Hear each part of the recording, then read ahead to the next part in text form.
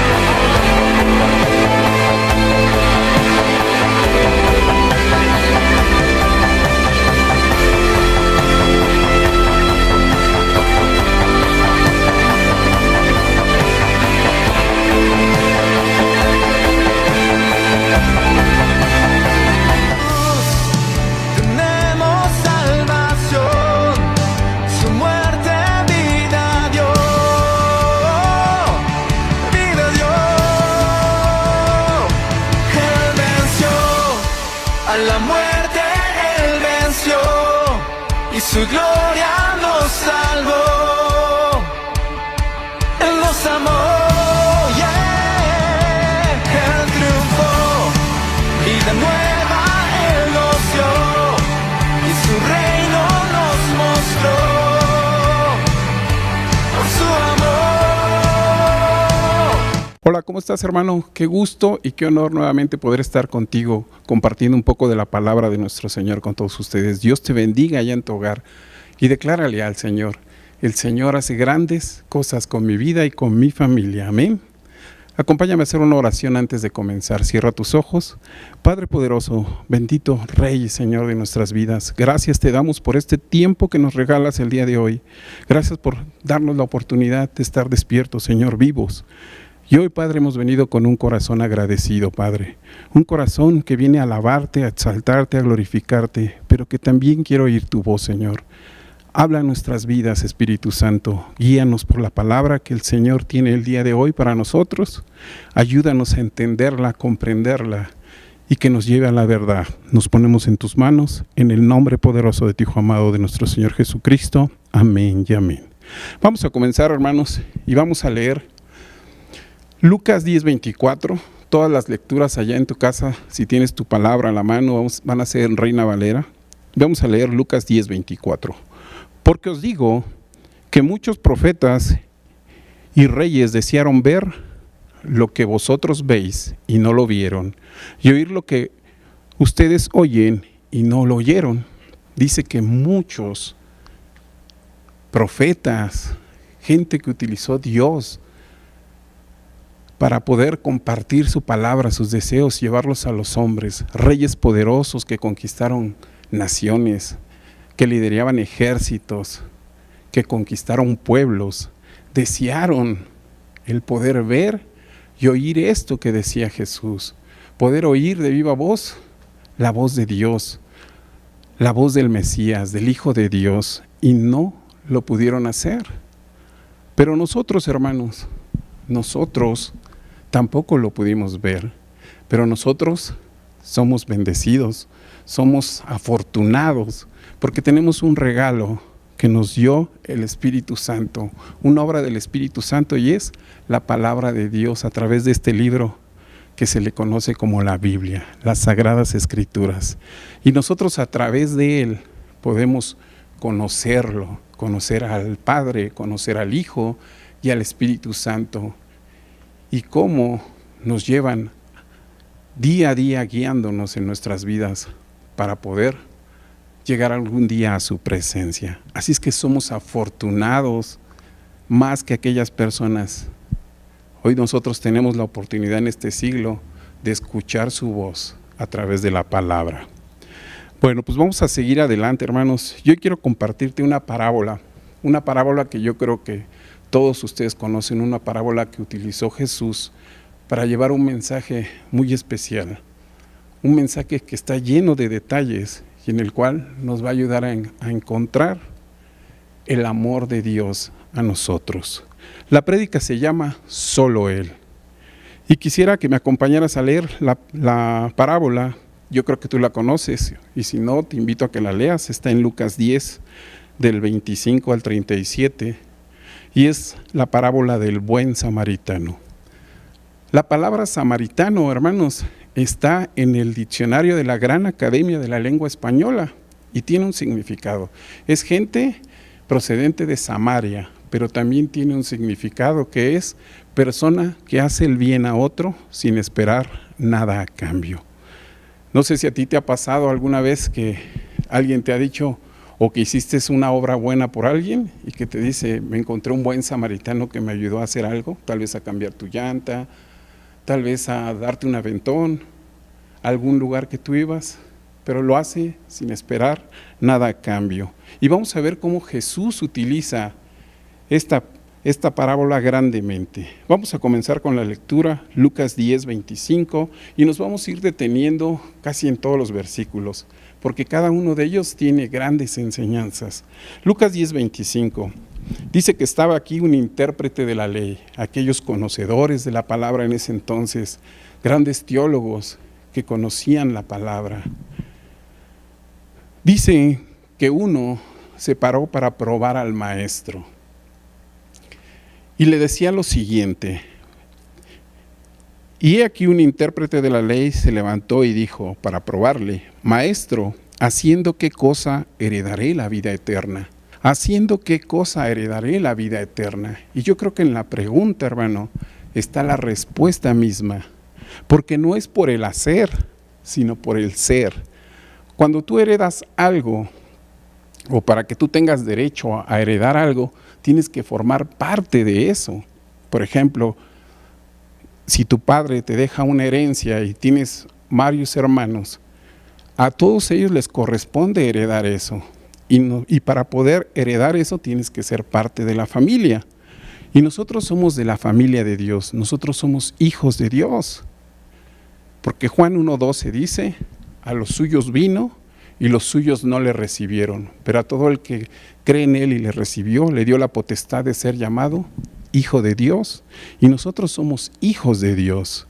Hechos 8:15 al 17 dice la palabra, pues no habéis recibido el espíritu de esclavitud para estar otra vez en temor, sino habéis recibido el espíritu de adopción, por el cual clamamos, Abba Padre, papito querido. El Espíritu mismo da testimonio a nuestro espíritu de que somos hijos de Dios, y si hijos también herederos, herederos de Dios y coherederos con Cristo, si es que padecemos juntamente con Él, para que juntamente con Él seamos glorificados. Amén. Entonces somos parte de la familia de Dios, y nosotros tendríamos ese derecho de heredar la vida eterna al ser considerados como hijos. Entonces, para poder heredar algo no es por el hacer algo, no son por las obras, sino es que debemos de pertenecer y ser parte de la familia de Dios. Lucas 10:26, vamos a continuar con la lectura, porque Jesús le contestó a este intérprete de la ley, a este teólogo conocedor de la palabra, y él dijo, ¿qué está escrito en la ley? ¿Cómo lo lees? Tú que conoces las Escrituras, ¿cómo es que las interpretas?, le dice Jesús. Y aquel respondió y dijo, amarás al Señor tu Dios con todo tu corazón y con toda tu alma y con todas tus fuerzas y con toda tu mente, y a tu prójimo como a ti mismo. Y le dijo Jesús, bien has respondido, haz esto y vivirás. Pero cuando nosotros encontramos esta palabra de pero en la Escritura, es que viene un cambio, viene algo que cambia la historia. Pero él queriendo justificarse a sí mismo, yo creo que él, al ver la respuesta de Jesús y lo que le contestó, no quedó satisfecho. Él ha de haber dicho, ¿cómo? Si le pregunté me contestó con lo mismo que yo sabía. Entonces Jesús ha de haber pensado, bueno, si tú ya lo sabes, ¿para qué me preguntas? Y yo creo que esta persona, para no quedar exhibido delante de las personas, porque lo que buscaba era exhibir al maestro, que él se equivocara, que él cometiera un error, para de ahí juzgarle o ponerlo en mal o hacerlo quedar mal. Pero aquí él mismo, Jesús se contestó con la misma pregunta, pero él no quedó satisfecho con eso. Y lo que él dijo para justificarse delante de las personas, dijo, pero he querido justificarse a sí mismo, dijo a Jesús, ¿y quién es mi prójimo? Él, conocedor de la ley, no conocía quién era su prójimo, a quién tenía que amar como a sí mismo. A lo que Jesús contestó lo siguiente. Respondió Jesús y dijo, un hombre descendía de Jerusalén a Jericó y cayó en manos de ladrones, los cuales le despojaron e hiriéndole se fueron, dejándole medio muerto. Dice que un hombre descendía de Jerusalén a Jericó. ¿Por qué es que descendía, hermano? ¿Por qué te imaginas que venía descendiendo? Pues si nos vamos geográficamente a ver en qué lugar estaba Jerusalén y en qué lugar está Jericó, podemos encontrar que Jerusalén está a 754 metros sobre el nivel del mar y Jericó está a 240 metros sobre el nivel del mar. Quiere decir que para poder venir de Jerusalén a Jericó hay que descender. Es como si nosotros viniéramos de Toluca aquí a la Ciudad de México, tenemos que descender o viceversa, ascender si vamos de aquí hacia allá. Entonces por esa razón esta persona venía descendiendo por el camino. Pero ¿qué más representa Jerusalén? ¿Y qué representa Jericó? Jerusalén, hermanos, era el lugar donde se encontraba el templo de Dios. De hecho, todos los judíos tenían que ir por lo menos 3 veces al año a Jerusalén, porque allá tenían que llevar sus ofrendas, sus promesas, sus diezmos, escuchar la palabra de Dios. Se abrían las escrituras en ese lugar, se ponían en oración. O sea, Jerusalén representa una comunión con Dios. De hecho, hoy en día y en aquellos tiempos, las personas que no estaban en Jerusalén, cuando oraban o cuando oran, buscan en qué dirección está Jerusalén y en esa dirección doblan rodillas y se ponen a orar. Es muy importante Jerusalén porque es la comunión con Dios, es una relación con Dios. ¿Y Jericó qué representa? Jericó representa una ciudad de pecado, representa al mundo, lejos de Dios, alejados de Dios, donde hay corrupción, hay libertinaje, hay pecado de las personas, hay oscuridad. Y eso representa Jericó.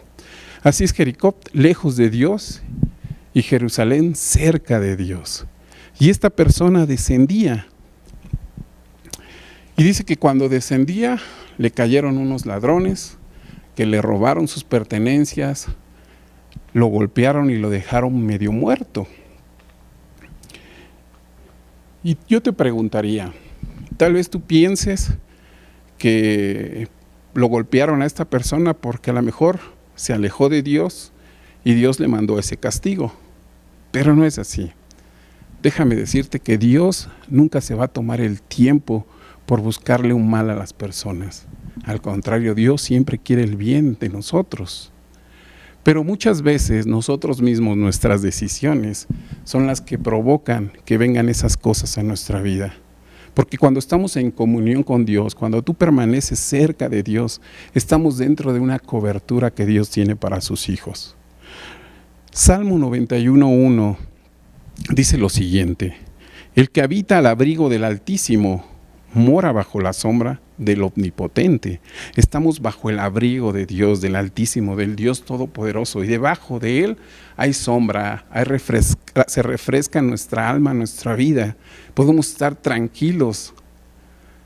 En el 4, Salmo 91:4 dice: con sus plumas te cubrirá y debajo de sus alas estarás seguro. Escudo y adarga es su verdad. Debajo de sus alas tenemos esa protección. Debajo de Él o cercano a Él tenemos esa cobertura que Dios tiene para la vida de sus hijos. Ahí podemos sentirnos seguros, protegidos. Y su palabra nos da fuerza, es como un escudo. Ese escudo que evita que el enemigo actúe en nuestras vidas, que esos dardos de fuego que el enemigo tiene para nuestras vidas lleguen a nuestras vidas, lleguen a nosotros. Pero ¿qué pasa cuando nosotros nos alejamos de Dios? Cuando dejamos de estar dentro de esa cobertura, cuando nosotros permitimos estar expuestos a que esos dardos nos ataquen. Y recordemos que el enemigo siempre anda como león rugiente, viendo a quién destruir. Juan 10:10 habla acerca del ladrón. El ladrón no viene sino para hurtar, matar y destruir. A eso viene el enemigo a nuestras vidas. Cuando nosotros estamos lejos del Señor, cuando ya no queremos venir, digamos, a su casa, ya no queremos leer la palabra en nuestros hogares, ya no queremos pasar tiempo en intimidad con Él, estamos expuestos. Y Él lo único que busca en ese momento, cuando tú estás alejado, busca hurtar tu bendición. Busca hurtar todas esas cosas que Dios ya te ha regalado. Matar tus sueños, tu familia, tus logros, tu relación con Dios, tu salvación. Eso busca el enemigo en tu vida. El destruirte, destruir aquella relación que tenías con Dios, destruir tus sueños, tus planes, tu trabajo, tu vida misma. El enemigo todo el tiempo está buscando hacerte daño. Por eso es muy importante que nosotros permanezcamos en la cobertura de Dios, tener esa comunión con Dios para estar protegidos de estos ataques. Tu relación es tan importante con Dios que nos va a ayudar en mucho en nuestras vidas. Tenemos que tener mucho cuidado con esta parte.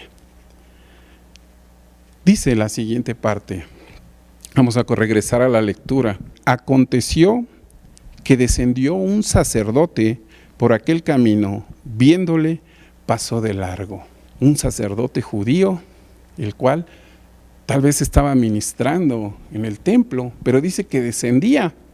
También iba de Jerusalén a Jericó. También se estaba alejando de Dios. Y tal vez nosotros cuando pasamos por temporadas difíciles, cuando hemos recibido ataques del enemigo en nuestra vida y estamos heridos, tal vez en el alma, en el corazón, estamos sucios. Muchas veces pensamos que a lo mejor una persona, un líder de algún credo, de alguna religión, más bien de alguna religión, nos puede ayudar y pensamos que esa persona nos va a solucionar parte del problema que tenemos y no es así. Hay muchos casos donde hay gente que nosotros hemos visto y que son líderes de alguna religión, alguna iglesia, han cometido faltas y faltas graves. Y es que también son humanos como tú y como yo, cometemos errores.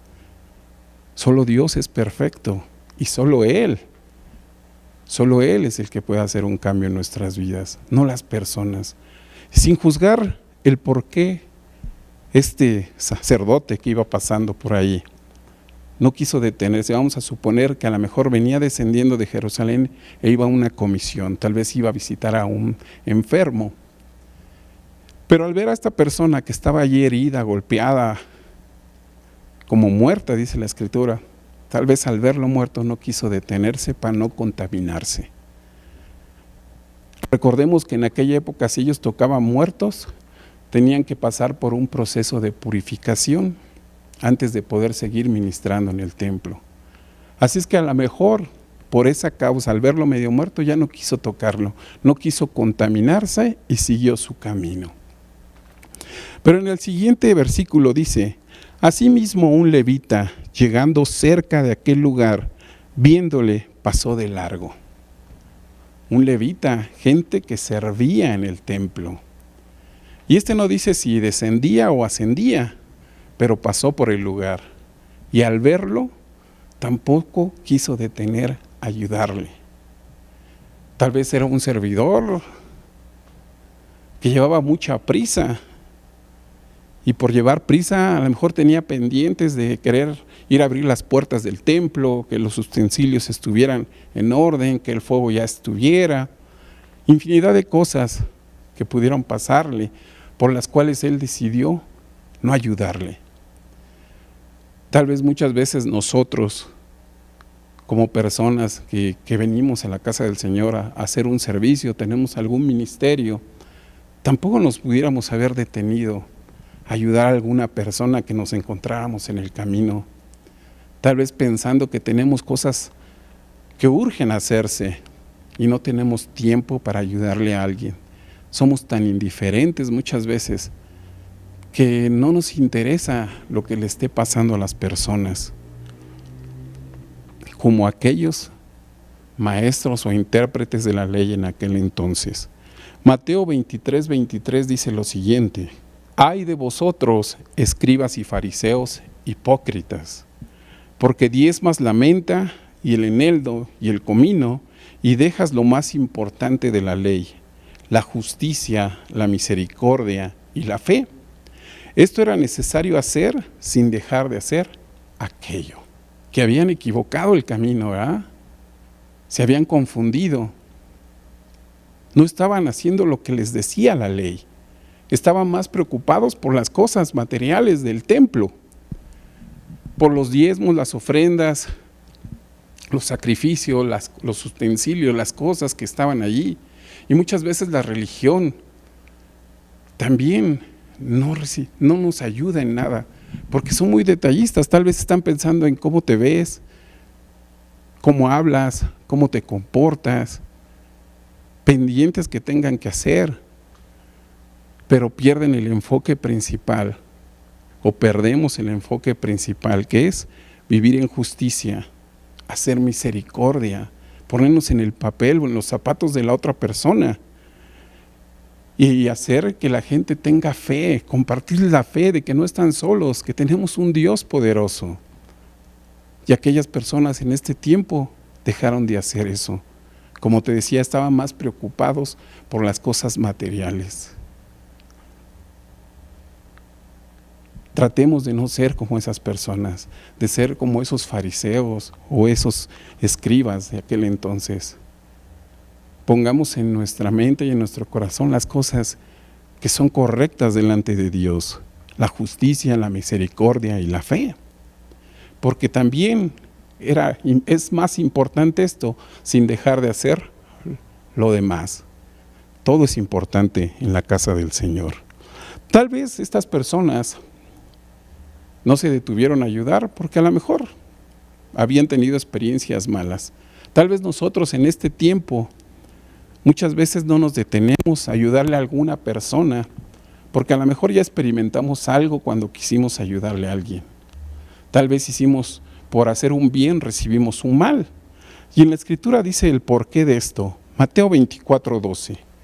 Dice la palabra: y por haberse multiplicado la maldad, el amor de muchos se enfriará.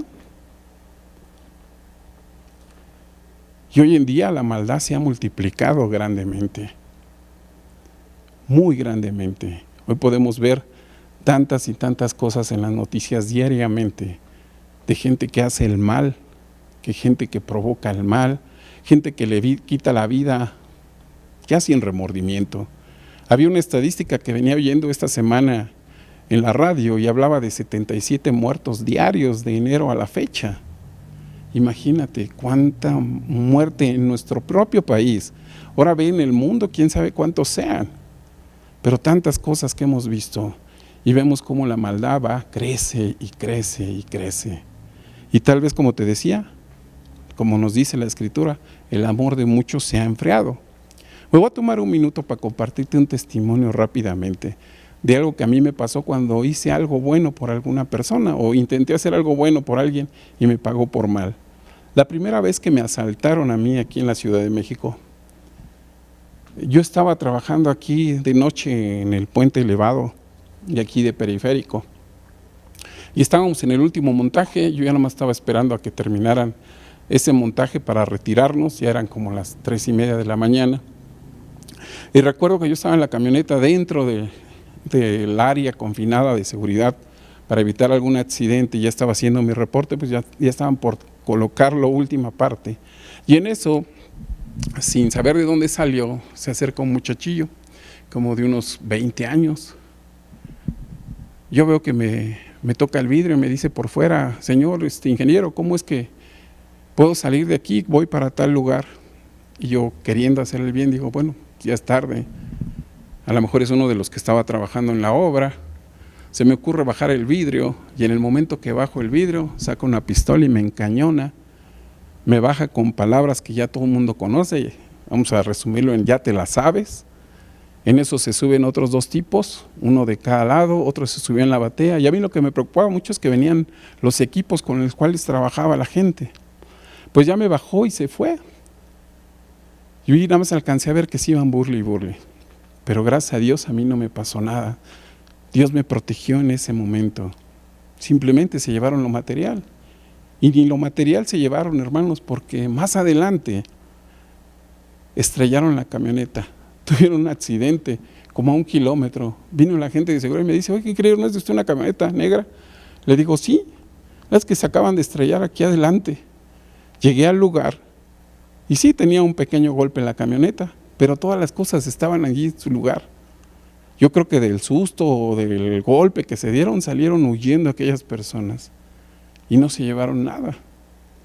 Pero Dios protege a sus hijos. Dios nos cuidó en ese instante y damos gloria a Dios por estar esa noche conmigo presente. Así es que por hacer un bien, recibimos un mal.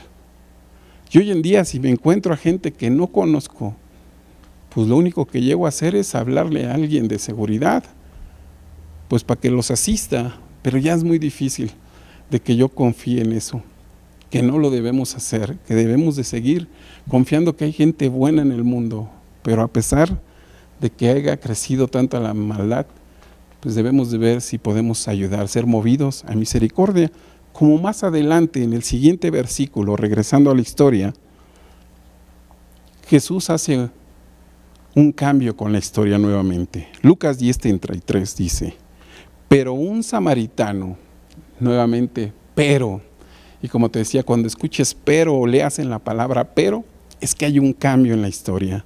Pero un samaritano que iba de camino, vino cerca de él y viéndole fue movido a misericordia. Un samaritano, y Jesús escogió un samaritano. Los samaritanos era gente que odiaban los judíos, que no se llevaban bien, que los despreciaban. Y Jesús estaba utilizando un samaritano en la historia, delante de este intérprete, para ponerlo como héroe de esta historia. Déjame decirte por qué viene eso de que se odiaban. Haz de cuenta, tu padre compra un terreno grande y ustedes son 12 hermanos.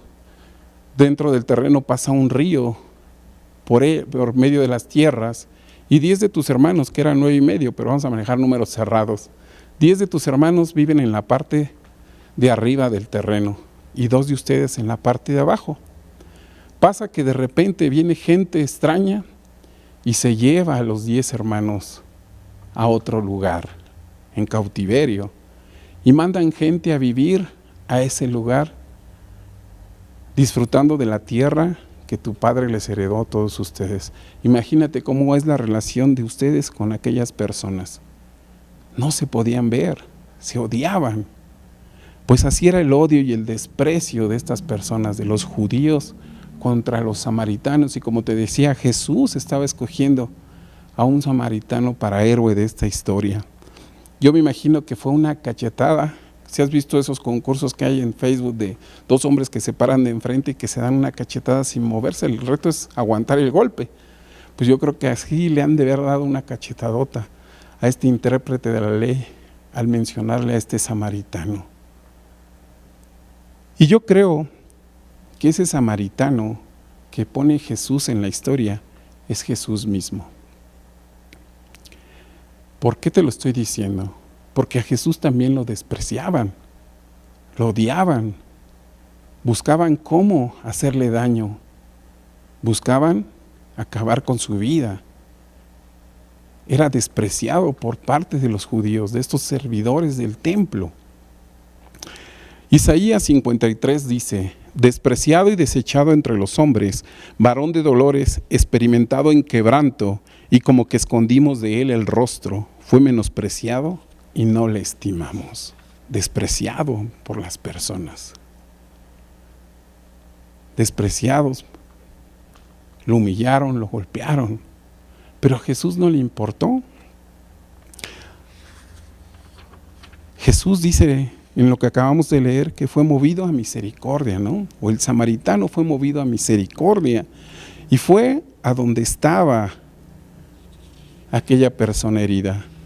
Y Jesús, muchas veces, a pesar de que nosotros estábamos heridos, sucios, lastimados, medio muertos, a Él no le importó y tuvo misericordia de nuestras vidas, ¿verdad?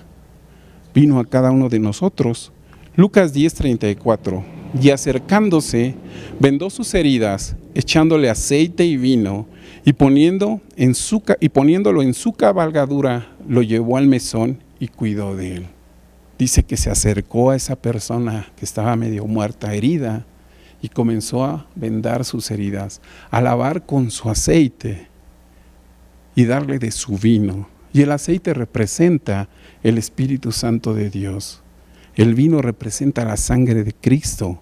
Primera de Samuel 16:13a dice: y Samuel tomó el cuerno del aceite y lo ungió en medio de sus hermanos, y desde aquel día en adelante el Espíritu de Dios vino sobre David. El aceite representa el Espíritu Santo, y con él estaba lavando las heridas. Con él muchas veces ha lavado nuestras heridas el Señor.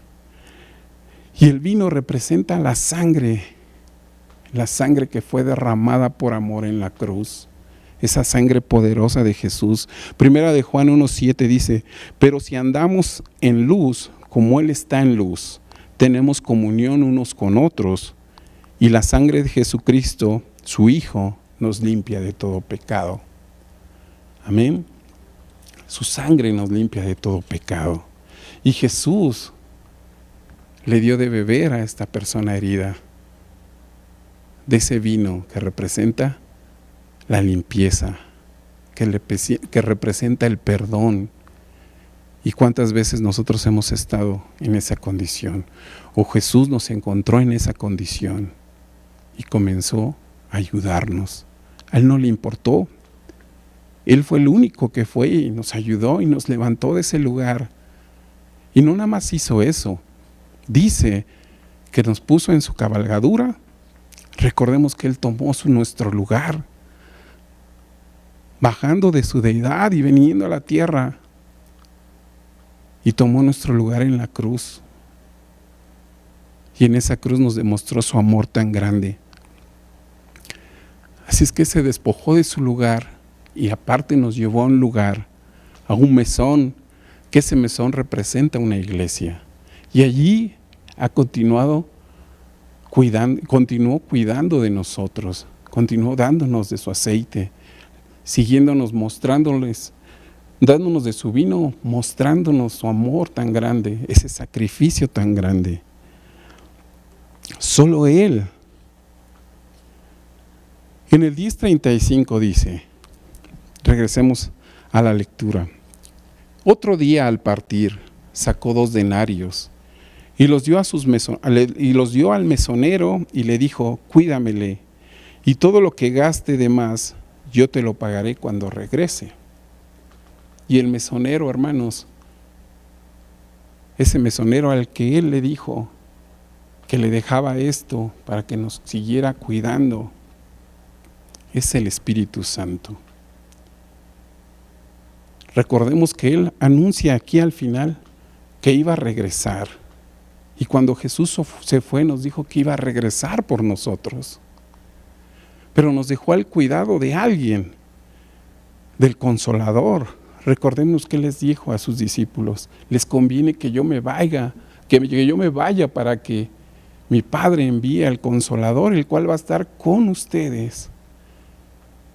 Y Él es el que se ha quedado con nosotros. Él es el que ha cuidado durante todo este tiempo de nosotros, nos sigue curando las heridas. Tal vez tú estés en un proceso de sanación en este momento y Él es el que te ha estado ayudando a sanar esa herida, a sanar ese dolor de tu corazón, a perdonar las cosas que hacías en oscuridad, las cosas que te alejaban de Dios. Él ha estado ahí presente y te sigue dando de esa copa, de ese amor tan grande de Jesús. Hemos entendido ese amor tan grande que Dios hizo, ese sacrificio de amor tan grande que Jesucristo hizo en la cruz por amor a nosotros. Pero anuncia su regreso. Lucas 10, 36 y 37, vamos a leer los dos finales. Dice: ¿quién pues de estos tres te parece que fue el prójimo del que cayó en manos de ladrones? Le pregunta al intérprete de la ley, ¿quién de estos tres? Y vean cómo es el odio tan grande que tenían, el desprecio, que no pudo nombrar el samaritano, sino que le dio vuelta. Y dice, y él dijo, el que usó misericordia con él. Entonces Jesús le dice, ve y tú haz lo mismo. Y hoy el Señor, a través de su Espíritu, nos dice, ve y tú haz lo mismo. Muestra esa misericordia, ese amor por los demás. Pero yo quería preguntarte, ya para cerrar, hermanos, ¿qué es la iglesia? ¿Qué es la iglesia en este lugar que el Señor nos trajo, donde el Señor nos ha ayudado? ¿Pero qué es la iglesia?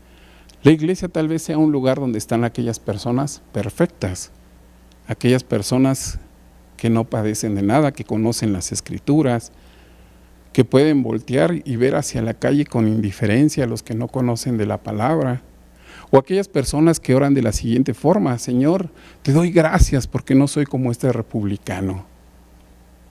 No, ¿verdad, hermanos? La iglesia está llena de personas que fueron heridas, que el Señor tuvo misericordia de nuestras vidas, aunque estábamos como muertos en algún lugar, y nos trajo a su casa. Nos trajo a este lugar, y en este lugar el Espíritu Santo ha hecho la obra en nuestras vidas. Ha ido sanando poco a poco esos dolores, o nos sigue ayudando de las cosas que padecemos, de aquellas cosas que traemos. Él es el que está aquí con nosotros. Y no nada más está con nosotros, sino que también Él quiere, y esta es una obra por la que Él fue enviado a nosotros, porque Él quiere estar dentro de nosotros. Y tal vez en muchos ya hayan sanado de algunas heridas, y también se esté manifestando dentro de ellos ahora los frutos del Espíritu Santo. Esos frutos que traen a tu vida amor, paz, gozo, benignidad, bondad, mansedumbre, templanza. Esos frutos han estado apareciendo en tu vida. Y esa es obra del Espíritu Santo. Ese es el cuidado que Él ha tenido con nuestras vidas, el cual nos sigue guiando cada vez más. Y tal vez algún día aparezcan en nuestras vidas los dones del Espíritu Santo, con el cual nosotros podamos servirle de mayor manera con nuestras vidas al Señor.